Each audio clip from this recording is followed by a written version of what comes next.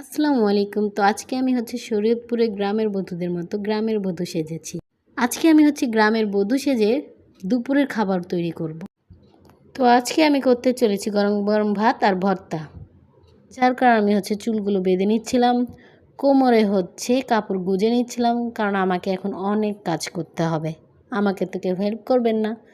যেহেতু কাজ আমাকে একা করতে হবে, সেহেতু আমাকে পরিপাটি হয়েই নিতে হবে। আর আমি যে চুড়িগুলো পরেছি এগুলো সব 10 নম্বর পেয়ে যাবেন, আর শাড়িটাও পেয়ে যাবেন। মানে আমার আপু যেখান থেকে কিনছে ওইটা ঠিকানাই দেয়। শাড়িটা পেয়ে যাবেন সিরাজগঞ্জ উল্লাপাড়ার এলাকার দিকে। তারপরে এই যে আমি কাটাকুটা শুরু করে দিয়েছিলাম, পেঁয়াজ কেটে নিচ্ছিলাম, আলু কেটে নিচ্ছিলাম, কারণ আলু আর ডিম সেদ্ধ দিব। তার মানে আপনারা বুঝে গিয়েছেন আলু ডিম ভর্তা হবে। তারপর এখানে আমি বটবটি কুচি কুচি করে নিচ্ছিলাম, কারণ বটবটি, পেঁয়াজ, তারপর রসুন, তারপর মরিচ, তার সাথে কালো জিরা দিয়ে আমি একসাথে ভেজে নিব। তারপর পাটায় বেটে নিব। তো এটা একটা ভর্তা হবে, বটবটির ভর্তা। তো আমরা কয়টা ভর্তা পেলাম? আলু ভর্তা, ডিম ভর্তা আর বটবটি ভর্তা। তারপরে আরেকটা করব, সেটা মাছ ভর্তা। আর আমি বেশি পেঁচানো মোচানো রান্না রাঁধি না। আমি খুব সিম্পলভাবে রান্না করব বা ভর্তা করব। ওইটাই আপনাদের সাথে শেয়ার করব, কারণ আমি শরীয়তপুরে গ্রামের বধূদের মতো সেজেছি। একটু ভর্তা ভাত খেতে ইচ্ছা করলো, তাই ভর্তা ভাত বানাচ্ছি, আপনাদের সাথেও শেয়ার করছি। শরীয়তপুরে গ্রামের বধূর কথা কেন বলছি? কারণ শরীয়তপুর আমার কাছে অনেক ভালো লাগে, ওই শহরটাও আমার কাছে অনেক ভালো লাগে। ফেসবুকে প্রায় ভিডিওতে শরীয়তপুরের অনেক কিছু ভিডিও দেখি, যেগুলো দেখতে আমার খুবই ভালো লাগে, যেমন কলেজ, তারপর নদীর ঘাট, কিছু মেলা। তো এখান থেকেই শরীয়তপুরটা আমার কাছে অনেক পছন্দের। তারপরে এই যে এখানে আমি সব কিছু ভেজে নিয়েছিলাম। প্রথমে মাছ ভেজে নিয়েছিলাম, তারপর বাকি যা ভাজা সব ভেজে নিচ্ছিলাম।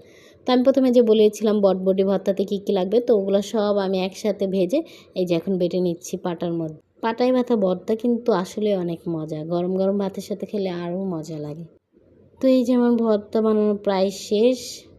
পুরোটা শেষ না গাই, শুধুমাত্র একটা ভর্তা বানানো শেষ। আমার হাতে এখনও আরও 3টা ভর্তা বাকি, যেগুলো আমাকে বানাতে হবে। দেখেন, আপনাদের জন্য গরমে আমি কষ্ট করে কত কাজ করে ভিডিও বানাচ্ছি। তো সবাই আমার পাশে থাকবেন, আমার ভিডিওগুলো শেয়ার দিবেন এবং কমেন্ট করবেন এবং লাইক করবেন। আমার পেজে ফলো দিয়ে আমার পাশে থাকবেন সবসময়, আর আমাকে অনেক ভালোবাসা দিবেন আপনারা সবাই। আর আজকে আমাকে এরকম বউ সাজে কেমন লাগছে অবশ্যই কমেন্টে জানায় যাবেন। কিন্তু শুধুমাত্র আপনাদের জন্য এত কষ্ট করে রেডি হয়ে তারপর এতগুলো কাজ করতেছি।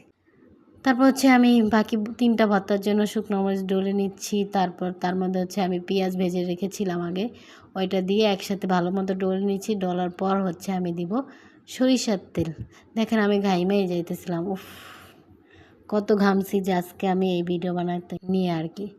তারপর এই তেল দিয়ে ভালো করে মাখিয়ে নিচ্ছিলাম। মাখার পর আমি এখন একটা পাত্রে সবগুলো উঠিয়ে রাখবো, কারণ আমি একটা একটা করে ভর্তা